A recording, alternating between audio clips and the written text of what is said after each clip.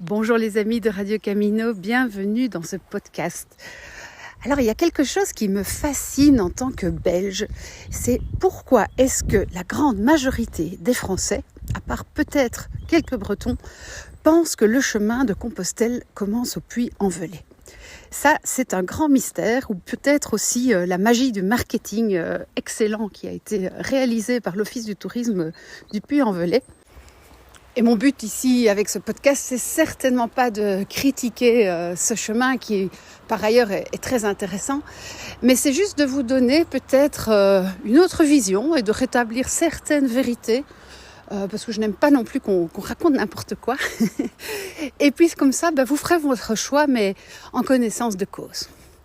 Alors la première contre-vérité qu'on entend beaucoup, c'est que le GR65 est un chemin historique. Alors ça, c'est complètement faux dans la mesure où le Puy-en-Velay n'a jamais été un point de départ vers Compostelle avant 1980, date de création du fameux GR65. Alors on vous dira, mais si, il y a l'évêque Godescalc qui est parti au IXe siècle vers Compostelle. Alors certes, il est parti vers Compostelle, mais on ne sait pas s'il allait en Espagne pour vénérer les reliques de Saint-Jacques ou plutôt pour rencontrer des théologiens et des savants morts, puisqu'en effet, à l'époque de Godescalc, l'Espagne elle était conquise au 4-5e par les musulmans. Et ces musulmans, en Europe, étaient une des civilisations les plus avancées. Godescalc, il s'intéressait surtout à des questions autour de la virginité de la Vierge, voyez-vous. Donc, c'était pas tout à fait Saint-Jacques, son premier centre d'intérêt. Donc, la question reste ouverte parce qu'on n'a pas de réponse à ça.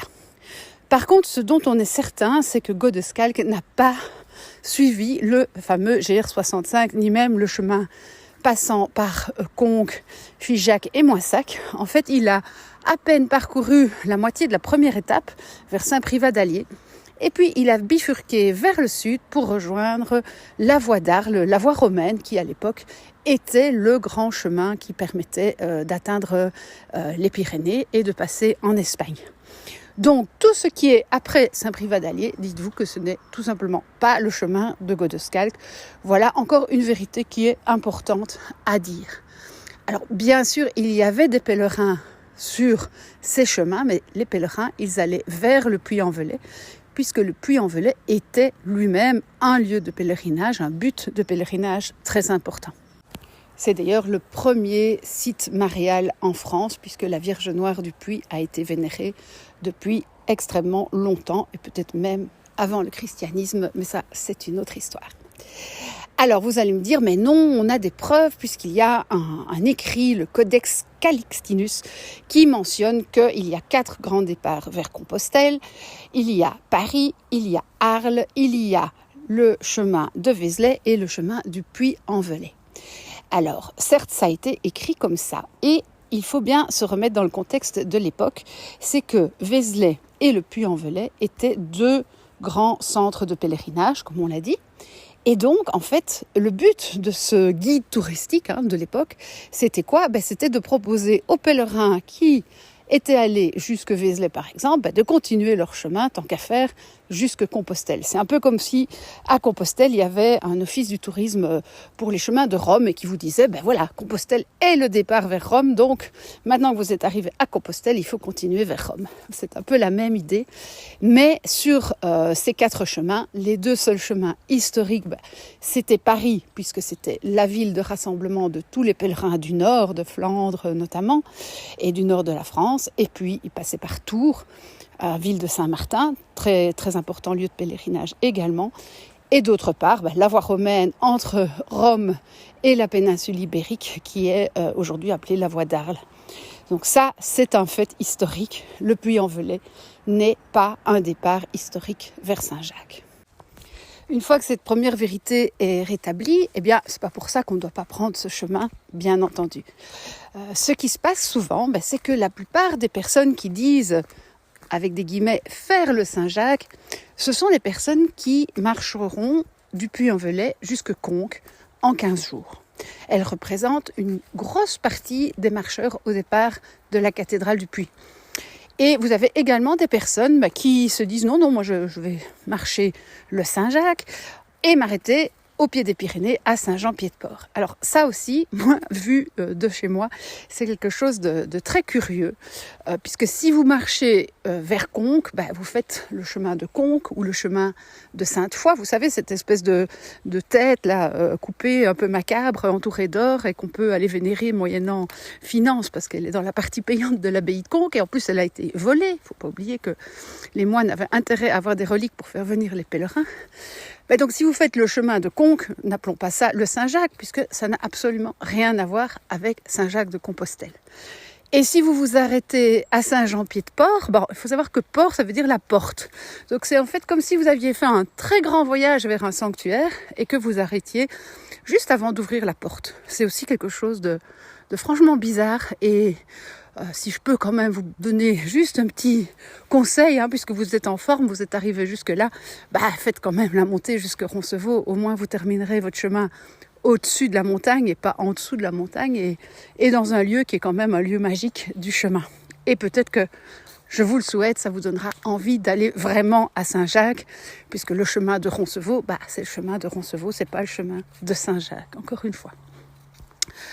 Alors pourquoi est-ce que malgré tout ça, il y a tant et tant de pèlerins belges et français qui démarrent du Puy-en-Velay, même s'ils habitent Lille, même s'ils habitent Marseille, ils continuent à partir de cette belle ville du Puy.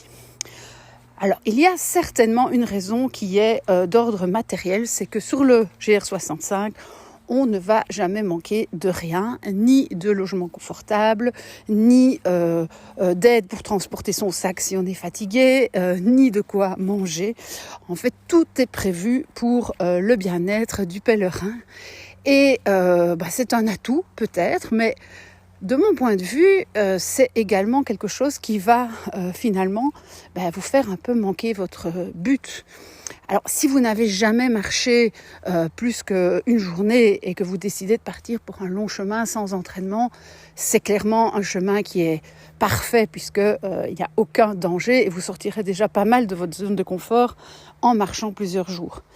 Mais par contre, c'est vrai que sortir de sa zone de confort en marchant sur le chemin du Puy, c'est franchement très très difficile.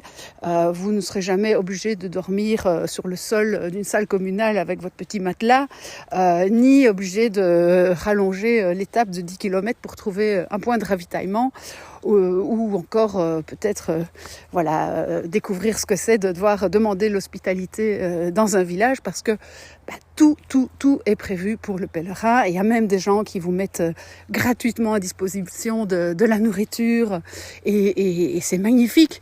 Mais en même temps, c'est un chemin, on va dire, un petit peu artificiel et qui est totalement dans la facilité. Alors, je ne dis pas qu'il faut se mettre dans des difficultés pour découvrir qui on est, mais clairement, quand tout est pré-mâché, ça n'aide pas à sortir de son petit confort et ça n'aide pas non plus à découvrir qui on est vraiment.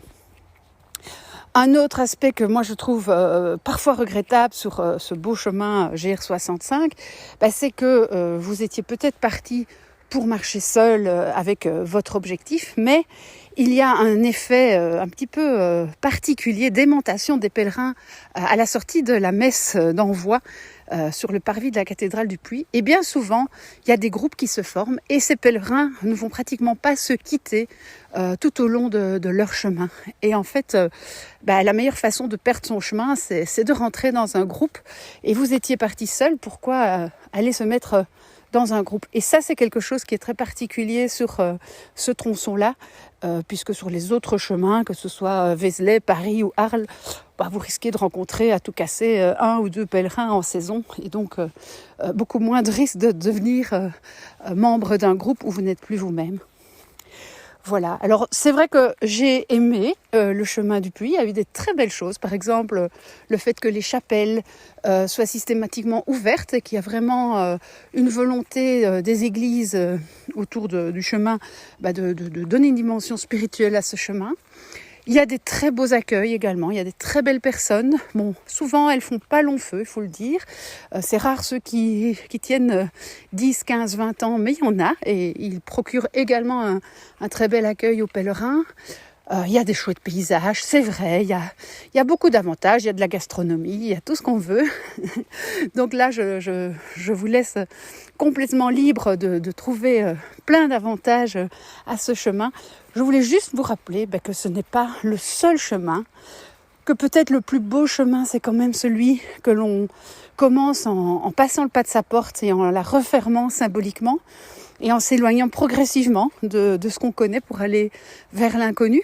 En tout cas, c'est ce que font la plupart des Allemands, par exemple, que vous allez croiser sur le chemin, et une partie des Belges également. Donc voilà, une autre façon d'envisager son chemin. Et voilà, si vous êtes français, dites-vous qu'il y a des chemins un peu partout, que vous allez pouvoir certainement tracer votre route jusqu'à un point de ralliement de Compostelle, et que donc vous n'êtes pas du tout obligé de partir du Puy-en-Velay. En tout cas, voilà, c'est ma proposition. Je vous remercie de m'avoir écouté. N'hésitez pas à mettre bien sûr tous vos commentaires et vos contre-arguments ici en dessous. C'est bien le but d'entamer la discussion. Et moi, je vous dis à bientôt pour d'autres podcasts.